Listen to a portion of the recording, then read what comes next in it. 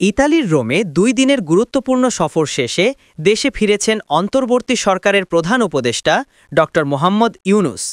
বুধবার সকাল ৮টা ২০ মিনিটে তাকে বহনকারী বিমানটি হজরত শাহজালাল আন্তর্জাতিক বিমানবন্দরে অবতরণ করে। জাতিসংঘের খাদ্য ও কৃষি সংস্থা আয়োজিত ওয়ার্ল্ড ফুড ফোরামে অংশ নিতে তিনি গত রোববার রোমে পৌঁছান এবং সোমবার উদ্বোধনী অনুষ্ঠানে প্রধান বক্তা হিসেবে ভাষণ দেন। সেখানে তিনি বিশ্বব্যাপী ক্ষুধা ও দারিদ্র্য দূরীকরণে ৬ দফা প্রস্তাবনা উপস্থাপন করেন। সফরকালে ড ইউনুস ব্রাজিলের প্রেসিডেন্ট, জিবুতির প্রধানমন্ত্রী ও রোমের মেয়রের সঙ্গে পৃথক বৈঠক করেন।